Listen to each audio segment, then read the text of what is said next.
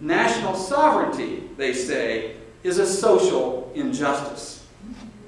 According to the sustainabilists, it is a social injustice for some to have prosperity if others do not.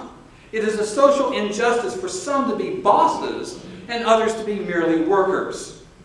Under the sustainabilist system, private property is an evil that is used simply to create wealth for a few. So too is business ownership. Profits, they tell us, are made at the expense of the people. In short, social equity is a forced utopia with promises of health care for all, jobs for all, housing for all, and equality for all. So the reason the government refuses to secure our borders is because it is committed to imposing sustainable development. The reason Congress refused to listen to your pleas against centralized health care is because it is committed to sustainable development. The reason our local governments are imposing redevelopment and comprehensive development plans that include public housing projects, forced open space, and restrictions and controls on energy and water and population growth is because a sustainable development social equity plank. This is why we say that sustainable development is at the root of literally all other issues we are fighting. Economic prosperity, the second circle. Sustainable development's economic policy is based on one overriding premise, that the wealth of the world was made at the expense of the poor. It dictates that if the conditions of the poor are to be improved, wealth must first be taken from the rich. You, by the way, are the rich. Keep that in mind. Consequently, sustainable development's economic policy is based not on private enterprise and open markets, but on public-private partnerships or government-sanctioned monopolies. And I'll give you many, many more details on public-private partnerships in a couple of minutes. And the third plank, ecological integrity. To understand the power of the transformation of society under sustainable development, consider this quote from the UN's Biodiversity Treaty, which was also introduced at the 1992 Earth Summit. Quote, "Nature has an integral set of different values, cultural, spiritual, and material, where humans are but one strand in nature's web, and all living creatures are considered equal. Therefore, the natural way is the right way, and human activity should be molded along nature's rhythms." This quote lays down the ground rules for the entire sustainable development agenda. It says humans are nothing special, just one strand in the nature of things, or put another way, humans are simply a biological resource.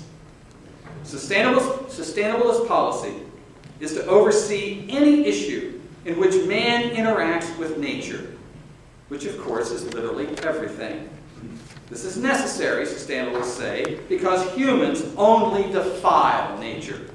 In other words, sustainabilists view man as nothing more than a swarm of locusts which swoops down on nature and sucks it clean until there's nothing left.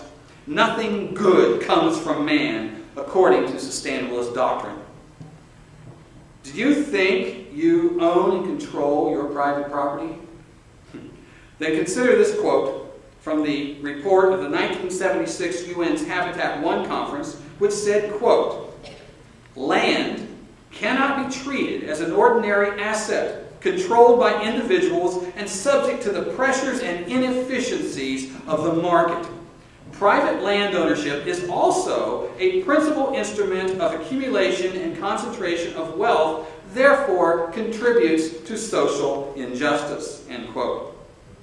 The fact is, Agenda 21 is a blueprint to completely change our society to a top-down, planned central economy in a strange mixture of socialism, fascism, and corporatism.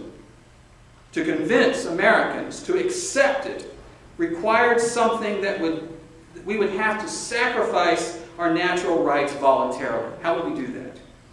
The answer was environmental Armageddon. You must sacrifice freedom to protect the planet. It's urgent, we're told. So the urgency is on. Global warming and climate change are feeding the hysteria.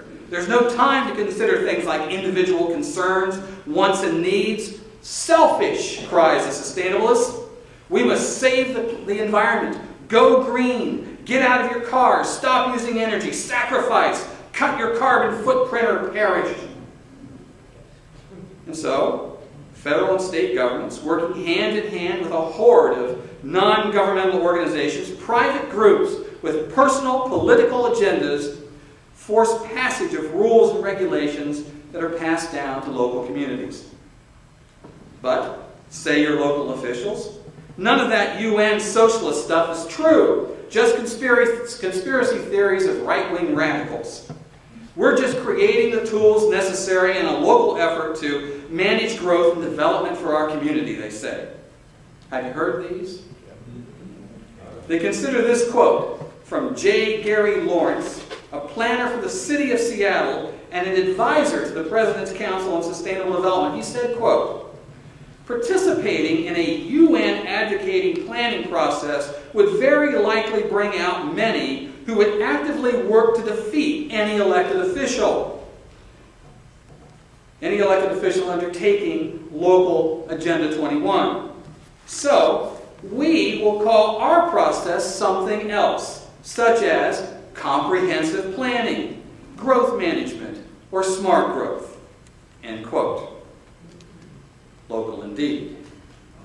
Sustainable development is the process by which America is being reorganized around the central principle of state collectivism using the environment as bait. The best way to understand what sustainable development actually is can be found by discovering what is not sustainable. Maurice Strong, Secretary General of the UN's Earth Summit in 1992, said, quote, "Current lifestyles and consumption patterns of the affluent middle class," that's you again, "involving high meat intake, use of fossil fuels, appliances, home and work air conditioning, and suburban housing are not sustainable."